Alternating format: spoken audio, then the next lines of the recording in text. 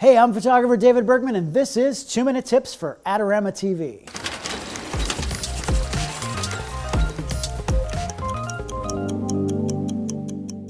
Today we're going to talk about freezing action with flash. We're going to make a picture of Sherry, who happens to be a very talented dancer. I'm going to have her jump in the air and don't want any blur at all in the image, even though she's moving pretty quickly. You probably know that you want to use fast shutter speeds, like maybe 1/1000th of a second or more, to freeze most action. But when you use flash, your fastest shutter speed is limited by your camera's sync speed, which is usually around 200th of a second. That might not seem like it's fast enough to freeze her in midair.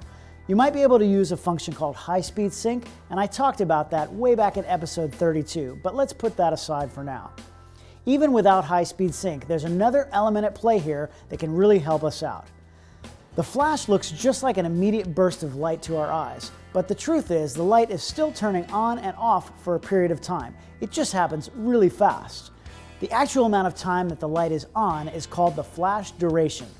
The good news is that it's faster than your shutter speed because the entire duration of the light from on to off has to happen while your shutter is completely open. So even though my shutter speed is only 200th of a second, the amount of time that the flash is on is really much shorter.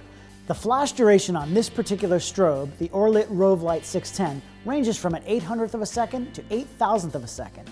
It even has a special freeze mode to go all the way to a crazy fast 19,000th of a second. As a general rule, the more you turn the power down on your flash, the faster the duration. Now that's not true with all flashes, so make sure you do the research on your particular unit. But that means that as long as we don't have any ambient lighting affecting our exposure, the faster flash durations will still freeze our subject, even at relatively slow shutter speeds.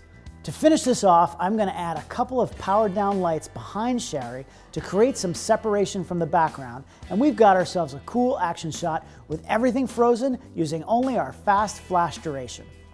Thanks for joining me today on Adorama TV. Don't forget to subscribe for more amazing videos, follow me on social media at David Bergman, and go to the Adorama Learning Center for all kinds of other great tips and tricks.